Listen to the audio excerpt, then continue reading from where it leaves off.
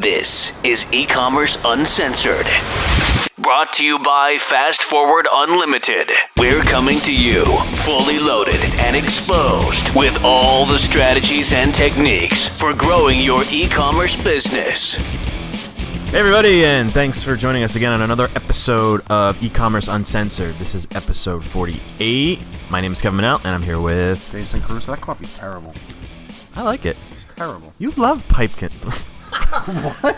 Pipekin. Pumpkin spice. Yeah, I like the cream. I don't. It's nasty. Yeah, the cream. Anyway, I like it. It Sorry, tastes I just good. can't know how to say that. We just got new coffee yesterday at the new market around the corner. World Market. Yeah, What'd you say? World Market. my new favorite market. Yeah, the coffee's terrible. Anyway, it's all right. Where did I leave off? Oh, who else is here? Who else is here? I'm here. Hey, Paul. Paul Chu's here. So that means today we're going to be doing a Q&A. One thing I want to mention before we get started, I just want to say if any of you guys are really liking what you are hearing, you're really loving the show, please go on iTunes and leave a rating and review for us, or Stitcher. It would really help us out. Yeah, you know, I've said this before, but for all you new people, like, we get emails all the time. Yeah. Like, oh, I love your show. I'm like, okay, so please just leave us a review. I mean, it's we're really happy that you love it, but it helps us get our message out when you guys go and leave reviews. And I know it's a pain in the rear end, but We could do it pretty easy on your phone now. Okay, here we go. Look at what you guys are doing to him. oh no, I'm a little Not leaving reviews. Yeah, I'm Smoke another sick. pack. But anyway, no, I don't smoke. No, But anyway. it's funny. I got like you said, I got an email the other day from somebody that contacted us about We're having a tough time today, huh?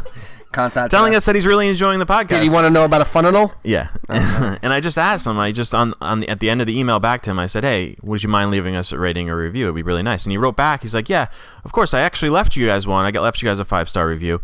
You guys should ask for them more often." And I'm like, it's a little weird, right? It's weird to ask for reviews. It's like kind of, I don't know. Well, yeah, but if people want us to continue doing this, like, you know, we need. Yeah, it helps, get, and it helps. You know, it helps our ratings on iTunes, and it helps just to get our message out to more people. So again, and we're doing it for free. So it's like we're giving you guys, like, you know, our experience. You know, we get to, like, work in a lot of different industries, and we see a lot of different things, and we see a lot of different patterns, and, you know, we bring that stuff to you guys, and, you know, I think that when we know, like, we know we're getting these emails, and it's nice to hear, but it really is helpful if you guys can just leave reviews, because it helps us to get a little bit higher in iTunes. And all right, enough of that. okay, Right, enough's all right, fine. Let's go. Paul, I gotta say, you're looking very hippie-ish today. I like hippie-ish. Yeah, Tree hugger. He's wearing My bandana. Yeah, you got a Tito's vodka I was gonna bandana. say, do you see what it is? No, it's Tito's. That's nice. I like Yeah. it. You're looking very. Who's that guy's name that does those crazy videos with the long hair? JT Styles or what's his name? Spears. JP Spears. I don't even know. I think I got two people mixed JB up. Styles. He does those really funky videos. Just JP Spears. Yeah. All right, let's let's check him out. let's Anyway, get into the Q&A here. All right. get off track. All right, here's the first one.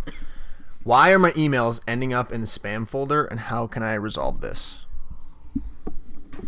We got this question from a client just recently. Did we? Yeah, one of our new clients that we just started. They asked us to add, some people in their company. They wanted us to make sure that they, the CEO and the board members, they wanted to make sure that they were able to see the emails as well as they went out, just to check in on us.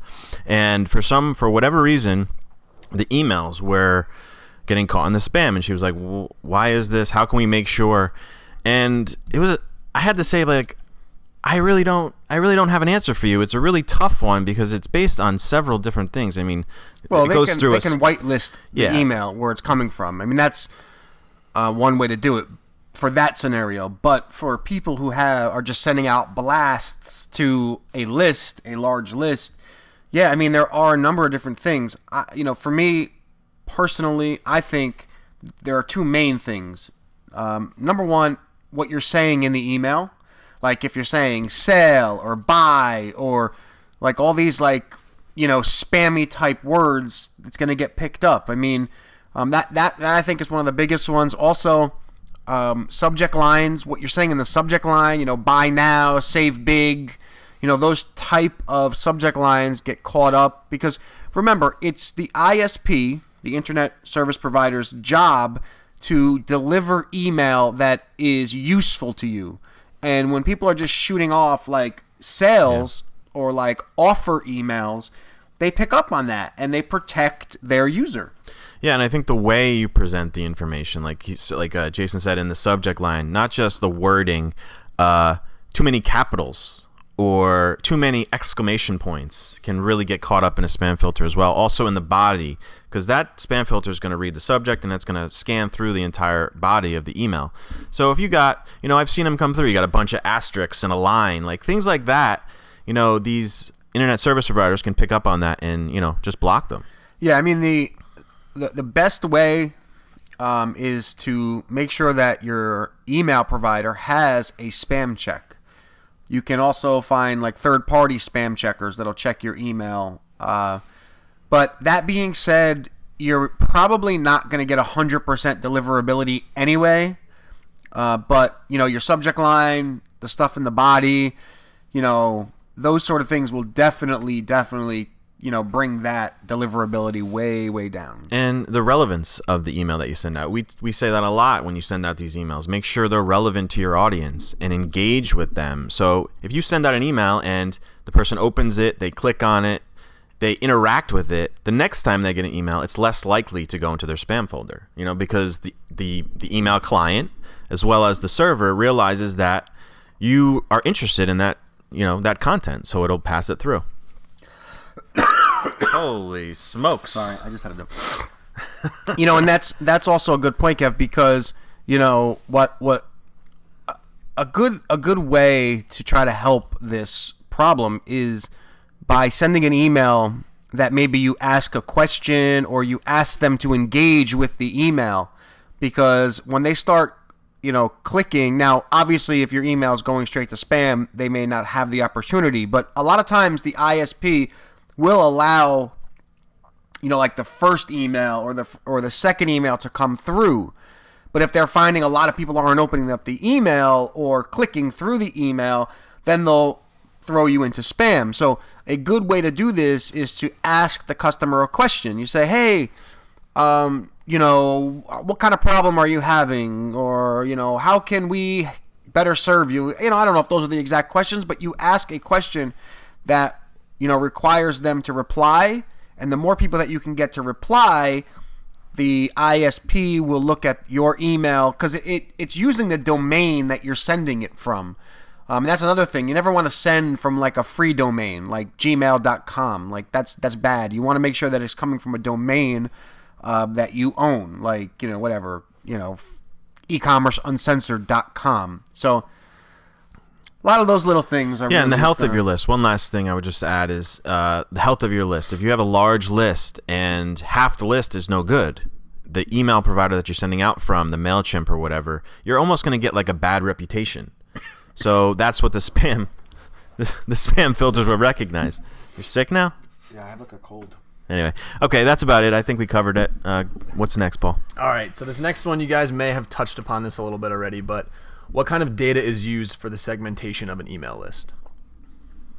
What kind of data is used? Well, you're segmenting them on your own, really. I mean, right? Like, if I don't know, the question seems a little broad in terms of like what, like the segmentation. I mean, there's a lot of ways to segment it. You can segment your list by male and female. In that case, that's done manually. If you can segment it by the location where people live, that's done, manually. You can segment people on what they've clicked in your emails. That's done manually. So, yeah, I mean, I don't know. That's pretty much what you do on your end in the email client, the MailChimps or the ActiveCampaign. You set up triggers in the system that allow you to tag certain people with different characteristics or demographics, or if they click through to your website, you know what page they go to, so you can tell almost if they're a male or a female. Like Jason said, if you throughout the process of an email sequence, you can track down where someone lives, so their location and things like that. So yeah, we always talk about it. segmenting people, and it's a really good way to make sure you're sending relevant emails to the right people. So yeah, I think I hope that answers the question. Yeah, I mean, the biggest, I would say there's one big segmentation that that everybody should be doing, and that is segmenting your buyers from your non-buyers, right? You know, we had a discussion yesterday about we're creating a case study on one of our clients that had like some crazy results with these emails that we were sending. I mean, we pretty much doubled or tripled their revenue for that month just sending out emails. And one of the things we were discussing is that they had this list of 60,000 subscribers, and that list was producing zero, maybe one sale, right? 60,000 people on this list producing one sale or zero. And then we have this other list of, let's say, 5,000 people, and they are just buyers. That list is what doubled or tripled their revenue for the month with one email or two emails, whatever it was. Yeah. But I would certainly, segment my list between buyers and non-buyers. And then what you do is you try to make all your non-buyers buy so that you can then put them in the buyers, segment. So that's the big one. I think that if you did that, you'd find that your numbers will go up. You will also find that your revenue will increase, and you will find that, as a whole, your email marketing will be much more successful. Yeah. Right on. Okay, last question. When it comes to email marketing, how important is it to consider mobile users, and in what ways can you prepare your campaign for mobile devices? Well, I think it's a very big concern. I mean, we sometimes, it's all part of the strategy process because everybody has a phone. Almost everybody has their email on their phone. So it's very much a consideration, not just on the email side of things, but also on the website side of things. Now, we had a new client that came to us that wanted to start a new email campaign, and their website is not responsive. It's not a mobile-ready site. So it was a little bit alarming to us. Yeah, I mean, I don't really think that we do it enough, to be honest with you, because a lot of our emails, because they're e-commerce based, we like to make these beautiful images that we stick in the email, and really what we tend to do is just make sure that the text can be read on a mobile device. Things are changing and platforms are getting smarter. They're making it easier to make things mobile friendly. I don't think that we say, well, this, let's build this for mobile, but we do say, we do send it to our device and make sure that we can read it, if that makes sense. Because really nowadays things are getting formatted on their own when it comes to email. Maybe not websites, but when it comes to email, things are getting formatted automatically for phones or for mobile. So really what we do is just make sure that the text in the image can be read on a mobile device. Yeah. You do have to focus on the fact that if you have small text, and even though you're looking at it on a desktop and you see it perfectly, when that shrinks down to a vertical space, it's going to be very tiny and hard to read. Buttons that you have in the email need to be legible. So, it's just a testing process, Yeah, what's interesting about that is that, and I've noticed this, I don't know, I'm just taking a guess, but I've made the text in an email larger, and then when it gets sent to the phone, it will use the size of the font that you have set on your phone to show the email text. So if you make it larger on the email platform side, it will then reformat it to the size on your phone. However, if you make it smaller, I'm not sure if it makes it bigger. Yeah, I don't know. I think it's going to be especially on somebody's phone, if they have you have your text blown up. Right. So it might just be your phone doing it. So It's hard to test. So. Yeah, I think the moral of that story is just send it to your phone. If you have an iPad or some sort of tablet, You can send it to the tablet as well, just to make sure that it's legible and it's clear. Because if somebody opens up an email and they can't see it, they're gonna just get out of there. So Yeah, and check your landing page. Again, I'll say it. Yeah. Make sure your landing page is mobile friendly as well. Because if they click over, you want them to be able to read that just as easy as the email was to read. right, that's it, right? Yeah, I think so. That's all I got. All right, cool. That was a nice email. I mean, I like that. Nice one. email? That was a nice Email episode. Yeah, email theme. I like that. Although, you got a little hung up in your speech there. A few times. I'm a little twisted. I'll cut that out. None of you guys will hear that. We're getting really bullish on email. Yeah. Email is like really. I don't want to. It's such an old thing. Like it's such an old thing. But man, for e-commerce websites, if you have an email list of buyers, oh man, and you're not using it effectively, you're leaving like thousands of dollars. I mean, we're doubling and tripling our clients' revenue, their monthly revenue, just by sending out like 1 or 2 emails a month. It's insane. Yeah, like Jason said, we're putting together some case studies, specifically about what we've done for email, and we're gonna put it all out there, so you could see exactly what we've done, and we'll share that with you guys on our website, so you guys can check that out as well. Yes, sir. You all good? That's it. All right, so you guys go over to eCommerceUncensored.com and check out all the podcast notes. This has been episode 48. And once again, if you guys wouldn't mind heading over to iTunes or Stitcher and leaving us a rating or review, we'll still send you a T-shirt. I know we said a couple weeks ago and a couple episodes ago. Where's your e-commerce uncensored shirt? I have some appointments today that I have to go to, and I had to wear this. Oh. So I guess I could have That's changed. more important than we have our a stack of them over there. I guess I Right. could put one on. Anyway, yeah. If you guys leave a rating or review on Stitcher or iTunes, let us know if you're in the U.S. That is, and we'll send you a T-shirt. We'll get your size and we'll send you a T-shirt because we'd really appreciate it. So Yes, sir. All right, guys. thank you guys so much. Talk to you next. Later, hater. Later.